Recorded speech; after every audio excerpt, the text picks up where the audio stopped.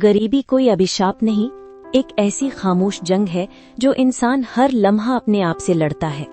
मोहन की झोंपड़ी की छत से टपकता पानी फर्श पर नहीं, उसके आत्मसम्मान पर गिर रहा था। आज उसकी कुल्हाड़ी की चमक भी फीकी पड़ गई थी, क्योंकि वो जानता था कि ये फौलाद लकड़ी तो काट सकता है, पर गरीबी की बेड़ियां नहीं। अंधेरे कोने में उसके 2 मासूम बच्चे सिमटे हुए थे, जिनके सपनों में खिलौने नहीं, रोटियों के टुकड़े आते थे। मोहन, ये खामोशी अब कानों को फाड़ने लगी है।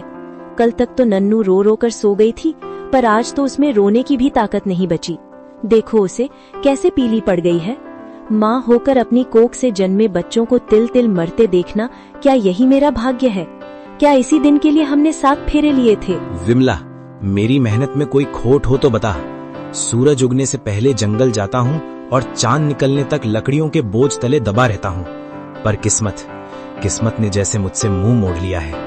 लोग कहते हैं जंगल सबका होता है, पर अब वहां भी अमीर ठेकेदारों का राज है। सूखी लकड़ी अब जमीन पर नहीं गिरती, और हरे पेड़ों पर कुल्हाड़ी चलाना मुझे ऐसा लगता है जैसे मैं अपनी माँ का गला काट रहा हूँ। कैसी माँ मोहन? वो जंगल तुम्हारी माँ है तो ये बच्चे कौन है? क्या इनका कोई हक नहीं?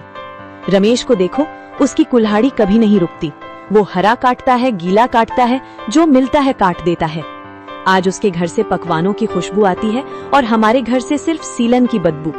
क्या उसका भगवान अलग है, या क्या बुरा होना ही आज के समय में सुखी होने का मंत्र है? रमेश की थाली में जो घी है विमला, उसमें जंगल के आंसू घुले हैं। उसकी चमक में उन परिंदों की बदबू है जिनके घोंसले उसने उजाड़े हैं। मैं गरीब हूँ, मेरी खाल हड्डियों से चिपक गई है, मंजूर है, पर मैं अपने बच्चों की रगों में वो खून नहीं दौड़ने दूंगा जो दूसरों की हाय से बना हो।